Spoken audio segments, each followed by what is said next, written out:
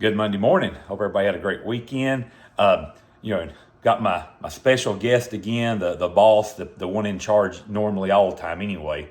But we're hope everybody had just a great weekend. But we had a good one. We finally got back to Kentucky late Saturday night. We've had such a great time in Florida, the sunshine, the going to the conferences, going to Key West. Had a ball, but we are so glad to be back in the mountains. Something we have missed. This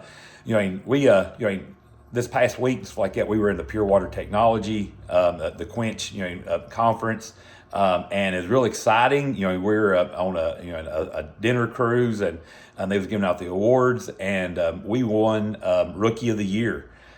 We was very excited about that. The hard work we've put in, but also we've got such big plans for Pure Water Kentucky, and something we're looking forward to.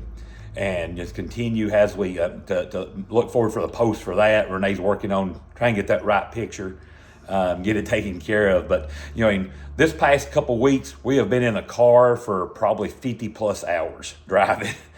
We have been just a lot of time to talk, and a lot of times talk about life and business. And last week we were talking about abundance. Renee was talking about there, and something we really thought a lot about on the way home. Like I said, being in a car about 15, 16 hours. Yeah, so we talked about abundance and having an abundance mindset and how beneficial that is. But you have to be really careful, and this is something we talked about on our drive. When you're thinking about abundance, you can think too much. Like it can be all of this. And that is the challenge with abundance. If you have too much, it becomes something different than abundance. So I'm going to challenge you this week to think about abundance in a different way and think of it as enough. You always have enough time. You always have enough resources.